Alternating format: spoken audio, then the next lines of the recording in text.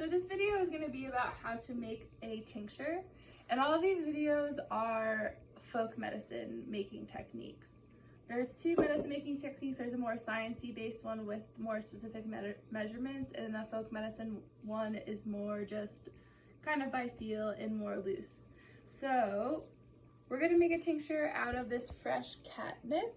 And catnip's a really awesome nerve vine. It's calming, it's soothing to your nervous system, it's also supportive with sleeping, and we also all know this as a herb that cats really like. So you're gonna need a mason jar to put your chopped herb in. And usually I would say get a mason jar that's the size that's gonna fit all of the herbs that you're gonna chop.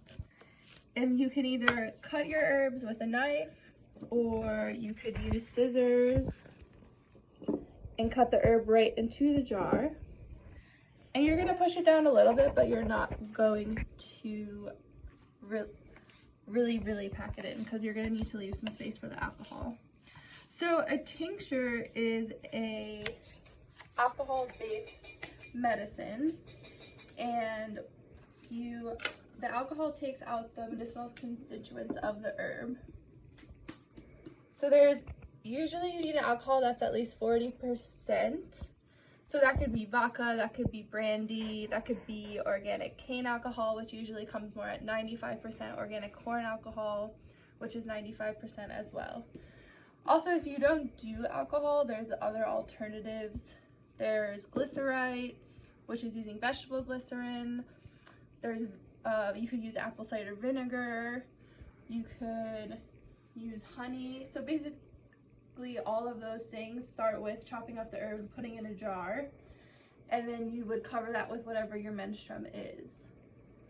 So this process you could use to make honeys, elixirs, oxymels, vinegars, tinctures, all in this folk medicine technique.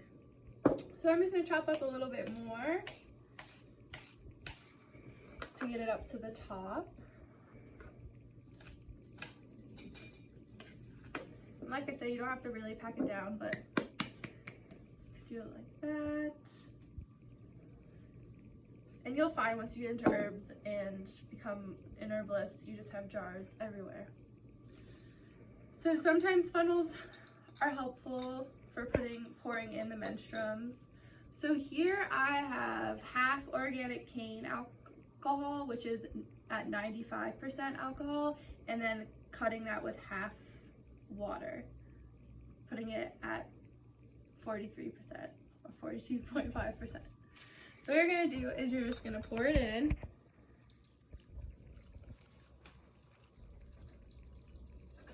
And you just want to have enough alcohol to completely cover all the plant matter. So this isn't going to completely cover it, so I'm going to get a little bit more of my alcohol.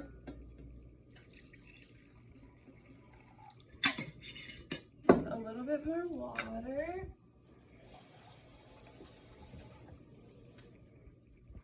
And this is well water. I would suggest, using well water, or if you get spring water, if you're gonna need to use water. But if you're using vodka or you're using brandy, you could just use straight vodka, straight brandy. That's at 40%, and that will be enough for your tincture. So you can see it's pretty much covering the plant matter. I could push the plant matter down a little bit more. And then you want to always make sure that you label your tinctures with the name of the plant, what's in it, and the date. And then you could also put the date for the straining. So with tinctures or honeys or glycerites or vinegars or any of those things, they're gonna have to sit for at least a month. And after a month, you can strain them and bottle them and use them. So that's how you make a folk medicine tincture.